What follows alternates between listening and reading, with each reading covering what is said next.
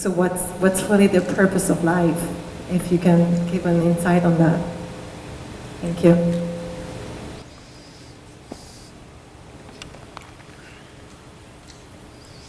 Isn't it fantastic that if there's no purpose, you have nothing to fulfill, you can just live? No, but you want a purpose. And not a simple purpose, you want a God-given purpose. It's very dangerous. People who think they have a God-given purpose are doing the cruelest things on the planet. Yes or no? They are doing the most horrible things, and they've always been doing the most horrible things. Because when you have a God-given purpose, life here becomes less important than your purpose. No, life is important. Life is important. When I say life, I am not talking about your family, your work, what you do not do, your party. I'm not talking about that as life. This is life, isn't it? Life is within you or around you. The ambience of life, you're mistaking the ambience of life for life. Your home, your family, your workspace, your party, this is all ambience of life. This is not life, isn't it? Yes or no? You're mistaking the ambience for the real thing. No. Life is important because it's the only thing you know. You don't know anything else. Do you know something else?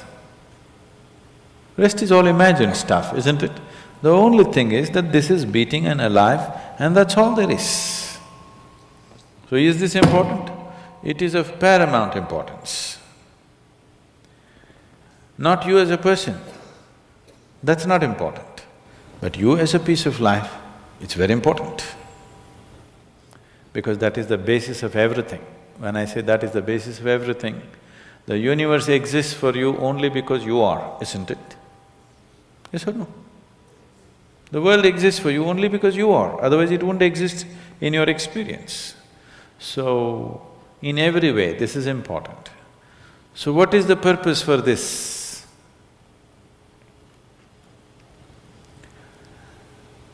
See, if you had a purpose and if you fulfilled it, after that what would you do? After that what would you do? Bored, isn't it? It is just that life is so intricate and so phenomenally intricate that if you spend 10,000 years looking at it carefully, you still will not know it entirely. If you spend 1,000,000 years looking at it with absolute focus, still you will not know it in its entirety. That's how it is. Is there a meaning to it? The greatest thing about life is that there is no meaning to it. This is the greatest aspect of life, that it has no meaning to it and there is no need for it to have a meaning. It is the pettiness of one's mind that it is seek a meaning, because psychologically you will feel kind of unconnected with life if you don't have a purpose and a meaning. People are constantly trying to create these false purposes. Now, they were quite fine and happy, suddenly they got married, now the purpose is the other person. Then they have children, now they become miserable with each other, now the whole purpose that I go through all this misery is because of the children. Like this it goes on. These are things that you are causing and holding these as purposes of life. And is there a God-given purpose? What if God does not know you exist? No, I'm just asking by chance.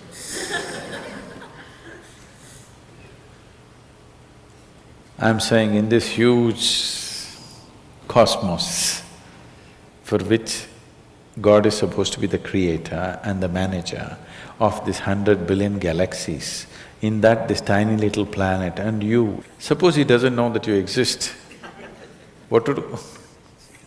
Possible or no?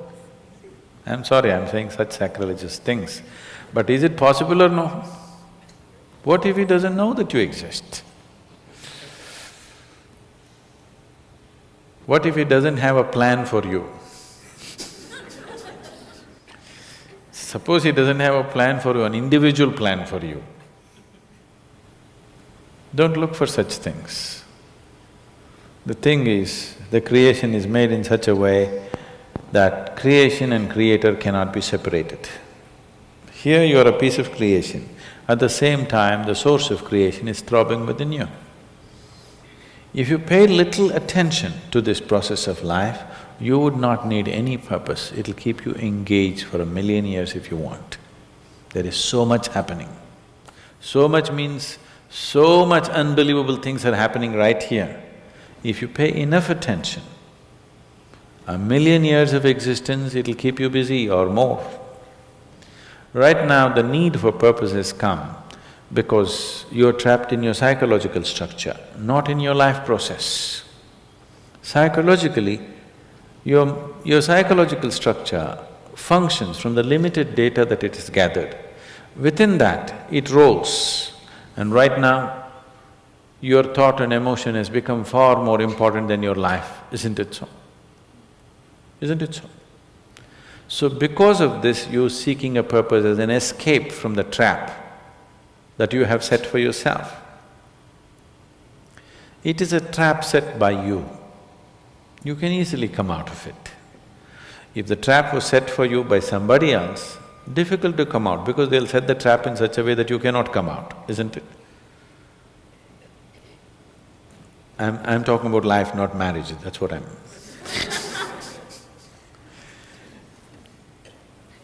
That's what. So this is a trap set by you. This is easy to come out, but that is the whole thing. Why it is so difficult is, now you're identified with the trap, you like it. You like it because it gives you a certain sense of safety and security and protection and individual identity. If you build a cocoon around yourself, it gives you safety, but it also imprisons you. Walls of self-preservation are also walls of self-imprisonment. When it protects you, you like it. When it restricts you, you do not like it. That is why we have doors. We like the walls, because it's protecting us. But we have doors so that we can open it and get out when we want to. It doesn't matter how nice it is, we still want to go out, isn't it? So that is how it is with every trap that you set. It doesn't matter how nice it is, you still want to go out. So the psychological wall that you have built, which gives you some sense of identity, which gives you some sense of being a person, an individual person, and which gives you security, beginning to experience it like a trap, somewhere you want to break it. So one way of not breaking it is to find a purpose. Those who find a purpose in their life, they become so conceited. They will live within their own trap forever, thinking that they're doing the most fantastic thing. First thing you need is balance. If you have balance, then you can climb. If you don't have balance, it's better you stay on the ground, isn't it? It's not safe for somebody who is not balanced to climb high. It's best you stay close to the ground, you should not climb. So, first thing is to establish a balance, then you loosen your psychological structure. Then it's a wonderful thing. If you loosen your psychological structure without balance, which a lot of people are doing today, see, why does somebody want to drink alcohol or take a drug? Because it loosens your psychological structure and makes you feel liberated for a moment. But without the necessary balance, you have not worked for the balance, but you got freedom. Freedom without balance is destruction, anarchy, isn't it? So, first thing is to work for balance, an enormous sense of balance, where even if you dismantle your psychological structure, you can simply live here. dismantling your psychological structure is an important process because that is your trap, that is your security, that is your stability. At the same time, that's your trap. Because the walls are set, you feel secure, but that's also your trap. If you dismantle your trap, you also dismantle your security, isn't it? You also dismantle your sense of purpose. You also dismantle everything that matters to you. So that will need balance. Without balance, if you dismantle, you will go crazy. But don't look for a purpose, because if you look for a purpose, you're seeking madness. If you find one, you are sure mad. Yes. If you think you found a purpose in life, you for sure gone crazy. Because only the insane people have purpose. Or people who have purpose are insane in many ways. These are things that you create in your mind and believe it's true, isn't it? Right now, fighting for my country is my purpose. Right now, if it's necessary, I will fight, knowing fully well it's an unnecessary bloody fight. Yes? Then you will fight only to the extent it's necessary. If you think this is your purpose, you would want to destroy the whole world for what nonsense you believe in, isn't it? Something is needed, we'll do it. With absolute involvement. There's no other purpose. The purpose of life is to live, and to live totally. To live totally does not mean party every night. To live totally means, before you fall dead, every aspect of life has been explored, nothing has been left unexplored. Yes? Before you fall dead, even if you do not explore the cosmos, at least this piece of life you must know it in its entirety. That much you must do to yourself, isn't it? That's living totally. That you experience the whole of this, all dimensions of what this is. You did not leave anything untouched. You just do that. That will take a long time. That's enough, good enough purpose for you.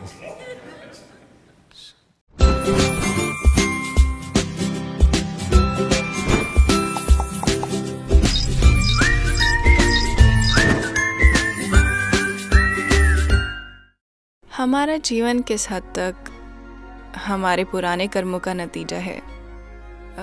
जिस नाइंसाफ़ी और अन्याय का हमें अपनी ज़िंदगी में सामना करना पड़ता है, क्या वो हमारे पुराने कर्मों का नतीजा है? अगर हाँ, तो क्या हम इन अन्यायों को स्वीकार करें और ये सोचकर खुद को दिलासा दें कि चलो ठीक है, कर्म कट रहे हैं भले ही ऐसा लगे कि इससे हमारे जीवन को बहुत ज़्यादा नुकसान हो रहा है। समांथा, अब आप इतनी बड़ी हो गई हैं कि समझ जाएं। मैं ये नहीं कह रहा हूँ कि आप ओल्ड हैं, मैंने कहा आप इतनी बड़ी हैं। क्या आप अब भी उम्मीद करती हैं कि ये दुनिया आपके साथ इंसाफ करेगी? इसीलिए तो मैं ये सवाल पूछ रही हूँ। ऐसा क्या इसलिए मैं है इसका दोष अपने पुराने कर्मों को दे सकती हूँ? क्योंकि मैं चाहती हूँ कि दुनिया मेरे साथ अच्छे से रही। ये स्कूल की बच्ची वाला सवाल है। अब तक आपको ये समझ जाना चाहिए कि दुनिया इंसाफ नहीं करती है, ये आपके साथ इंसाफ नहीं करेगी। लेकिन अगर आप अपने अंदर गहराई में झांकें और जीवन का स्वाद चख लें, अपने विचार और भावनाओं का स्वाद नहीं, उस जीवन का स्वाद जो आप हैं, तब आप देखेंगी कि ये जीवन सिर्फ इंसाफ करने वाला नहीं बल्कि ये शानदार है। तो आपको इंसाफ करने वाला जीवन चाहिए या शानदार जीवन? आपको ये फैसला करना होगा। मैंने देखा है कि मटेरियल ईगो से भी ज़्यादा आजकल अचानक ये बहुत ये ईगो वाला कौन है? आपका दोस्त है क्या? ये मेरे चारों तरफ है और मेरी इंडस्ट्री में तो इसका भरमार लगा पड़ा है। तो मैंने देखा है कि आजकल मटेरियल ईगो के अलावा स्पिरिचुअल ईगो भी फैला हुआ है। मैं ऐसे लोगों से मिली हूँ जो आध्यात्मिक मार्ग पर है। आप नहीं सद्गुरु, जो खुद को आध्यात्मिक मार्ग पर न चलने वाले लोगों से ऊंचा मानते हैं। आप ऐसे लोगों को क्या सलाह देंगे ताकि वो इस नई स्पिरिचुअल ईगो का शिकार ना बन जाएं? हम लोग पहले इस ईगो नाम के आदमी को समझते हैं, ठीक है? अगर आप मुझे दिखा दें कि ये कहाँ है तो मैं इसे अभी ठीक कर दूंगा। काश मुझे पता होता ये कहाँ है, ये एकदम से आ जाता है। तो आपको नहीं पता कि ये कहाँ है। बात बस इतनी सी है, देखिए कुछ विशेष पलों में एक इंसान के रूप में, एक महिला के रूप में आप एक सुंदर इंसान होती हैं। मेरा मतलब है एक बहुत बढ़िया इंसान। माफ कीजिएगा, मैं ये नहीं कह रहा हूं कि आप बस कभी कभी सुंदर दिखती हैं, आप हमेशा सुंदर दिखती हैं, पर कभी कभी आप बहुत बढ़िया होती हैं, ठीक है? कुछ विशेष पलों में शायद आप बुरी होती हैं, हो सकता है। तो जब भी आप बुरी होती हैं आप कहती हैं ये मेरी ईगो है। आप ये क्यों नहीं कहती ये मैं हूं, मैं कभी कभी बहुत बढ़िया होती हूं, कभी कभी बुरी होती हूं। अगर आप इस पर गौर करें तो बुराइयां खुद ब खुद कम हो जाएंगी। लेकिन अगर आप कहें कि जब भी आप बुरी होती हैं ये मिस्टर ईगो ऐसा करता है, और आपको पता भी नहीं है कि वो कहाँ है, ना आपके पास उसका पता है, नहीं आपके पास उसका फोन नंबर है, तो इस बंदे को कैसे ठीक किया जाए? तो यही सबके जीवन में चल रहा है। Because this is spiritual jargon without being spiritual. क्योंकि ये है आध्यात्मिक हुए बिना अनाप शनाप आध्यात्मिक बकवास, ये हर जगह मौजूद है, खासकर भारत में। क्योंकि हमारे पास क्या है पता है ना, 15,000 सालों का आध्यात्मिक इतिहास, इसलिए हमको सारे शब्द आते हैं। हमें पता है आत्मा क्या है, परमात्मा क्या है, फलाना ढिमका, अहंकार, हम सब कुछ जानते हैं, पर सिर्फ शब्द नोटेड। तो हम लोग यूं ही बस शब्दों को उछाल कर पश्चिम वालों को थोड़ा बहुत कंफ्यूज तो कर ही सकते हैं।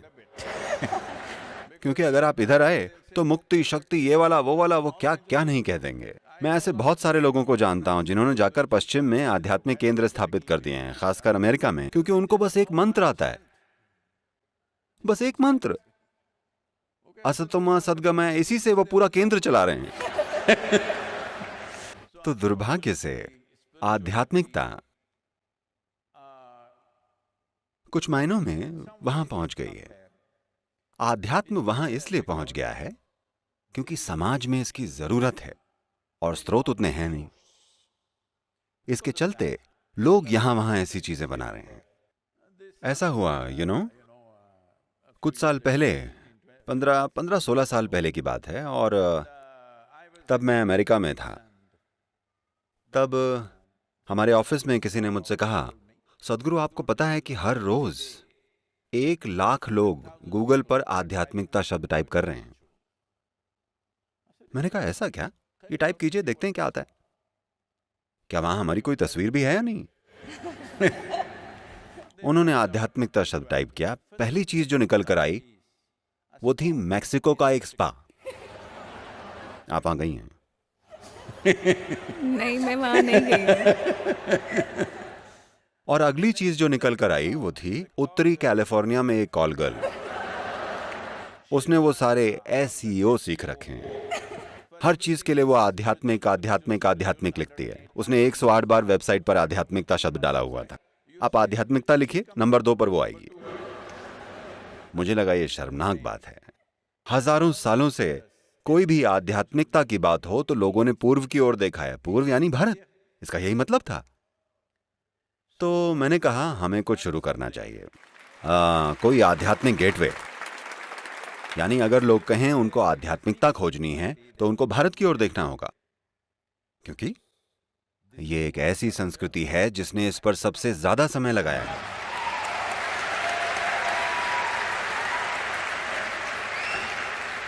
Maximum amount of time exploring human consciousness and the mechanics. मानव चेतना और इंसानी मशीन के मैकेनिक्स की खोज में सबसे ज्यादा समय लगाया है कि ये सतह पर और आंतरिक स्तर पर कैसे काम करता है, ये काम कैसे करता है, हम इसके लिए क्या कर सकते हैं, इस सब की खोजबीन की गई है। ये मैं इसलिए नहीं कह रहा हूँ क्योंकि मैं भारत से हूँ, दुनिया को करीब से देखने के बाद ये कह रहा हूँ कि आध्यात्म को कहीं और Has it been looked at like this? इस तरह से नहीं देखा गया है। तो मैंने कहा कि हमें एक आध्यात्मिक गेटवे बनाना चाहिए, भारत यानी एक आध्यात्मिक द्वार। मुझे आपको बताना चाहिए, लगभग 15 साल पहले तक मैं भारत में किसी भी गुरु से नहीं मिला था। मैं बस यूं ही नहीं मिला, मैं बस अपना काम करने में बिजी था। मैंने कभी नहीं सोचा कि मुझे जाकर किसी से मिलना पड़ेगा। मैं कभी किसी दूसरे आश्रम में भी नहीं गया। और फिर मैंने सोचा ठीक है, मैं एक कोशिश करता हूँ। फिर मैंने कुछ फ़ोन कॉल किए, उन सब ने मेरा फ़ोन अच्छे से रिसीव किया और फिर मैं कुछ लोगों के पास जाने लगा और जुड़ने लगा। 125 गुरुओं के साथ हमारी एक मीटिंग हुई। हमने ये नियम बनाया कि कोई भी अपनी फिलॉसफी की बात नहीं करेगा। आप अपनी फिलॉसफी रखिए, ये बस एक मीटिंग है। ये मीटिंग सिर्फ अपने आश्रम या अपने योग केंद्र या आपका जो कुछ भी है उसको बेहतर बनाने के लिए है। हम आपको मैनेजमेंट सिखाएंगे, हम आपको ब्रांडिंग सिखाएंगे, हम आपको सिखाएंगे कि वेबसाइट कैसे बनाते हैं, हम आपको सिखाएंगे कि अंतर्राष्ट्रीय समुदायों के सामने खुद को प्रस्तुत कैसे करना है। आपकी फिलॉसफी आप हमारी मत छुइए, हम आपकी नहीं छुएंगे। आप अपना काम करते रहिए, क्योंकि यही संस्कृति की खूबसूरती है कि ये सैकड़ों रूपों में, हजारों रूपों में रह सकती है और हमको ये चलेगा। तो जब मैं ये सब कर रहा था, खैर मैं कई शानदार लोगों से मिला, लेकिन इसके साथ साथ कम से कम 60 से 65% लोग मुझे कहते हुए दुख हो रहा है। मैंने पाया कि अगर मैं हवाई अड्डे या गोल्फ कोर्स में जाऊं तो मुझे बेहतर लोग मिलते हैं इन तथाकथित आध्यात्मिक केंद्रों की तुलना में, क्योंकि ये अनाप शनाप चीजों से भरे हैं। No heart, no depth, no profoundness. कोई दिल नहीं है, न कोई गहराई है, न गहनता है। बस एक एक मंत्र है, एक एक बकवास है, एक फिलॉसफी है जो उन्होंने कहीं से पढ़ ली है। ये ऐसे ही चल रहा है, इसे बदलने की जरूरत है। तो लोगों में ये गहराई लाने के लिए जैसे जैसे लोग मेरे करीब आते जाते हैं, मैं उनके साथ ज्यादा से ज्यादा कठोर होता चला जाता। जो मेरे बहुत करीब हैं उनके लिए मैं बेहद निर्दयी हूँ। Yes. क्योंकि आध्यात्म में बस सत्यनिष्ठा लेकर आना इतना मुश्किल है, क्योंकि जैसे ही वो आध्यात्मिक होते हैं, बस थोड़े से, जैसा आपने कहा, आप इसे आध्यात्मिक ईगो कह रही हैं, मैं इसे आध्यात्मिक हवा कहता हूं। जैसे ही उन्हें आध्यात्मिक हवा मिलती है, वो हवा के बुलबुले उनके सिर में घुस जाते हैं। अचानक वो अजीब हो जाते हैं, वो ऐसी बातें करने लगते हैं जिनका वजूद नहीं है, वो ऐसी बकवास बोलना शुरू कर देते हैं जिन्हें कोई नहीं समझता। अगर आप कुछ बोलें, कुछ भी बकवास जो आप कर रहे हैं, तो आपके सामने मौजूद लोगों को वो समझ आना चाहिए, नहीं तो आप बोल ही क्यों रहे हैं? क्योंकि कुछ बोलने का मकसद लोगों को ये समझाना है कि आप क्या कह रहे हैं। नहीं, अगर मैं कुछ ऐसा कहूं जो आपकी समझ में ना आए तो मैं बड़ा हो जाऊंगा और आप छोटे। ये कचरा है, ये बहुत ज्यादा समय से चलता आ रहा है। तो This whole spirituality as a thing, दुर्भाग्य से पूरी आध्यात्मिकता के लिए ये बुरा समय चल रहा है, लेकिन धीरे धीरे चीजें बदल रही हैं, क्योंकि लोगों की जानने की इच्छा बढ़ रही है। मुझे आपको ये बताना चाहिए कि 40 साल पहले जब मैंने पहली बार योग कार्यक्रमों की शुरुआत की थी, कई अलग अलग रूपों में इनर इंजीनियरिंग कार्यक्रम, तब 85% लोग सिर्फ हेल्थ की प्रॉब्लम्स के लिए कार्यक्रम में आते थे। केवल 12-15% लोग ही कुछ जानने के लिए आते थे। आज 90% से ज्यादा लोग इसलिए आते हैं क्योंकि वो कुछ जानना चाहते हैं, कुछ अनुभव करना चाहते हैं। केवल 8 से 10%,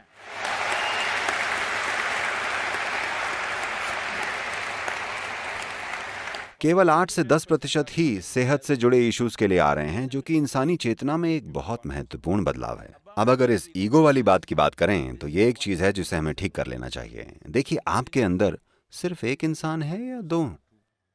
मुझे लगता है एक। आपको लगता है एक? मैं एक ही कहूंगी। एक। इसका मतलब है आप एक इंडिविजुअल हैं। इंडिविजुअल शब्द यानी इंडिविजुअल शब्द इंडिविजिबल से आया है, यानी जिसके और टुकड़े नहीं किए जा सकते। ये अच्छा है कि आप एक व्यक्ति हैं, कि आप इंडिविजुअल हैं।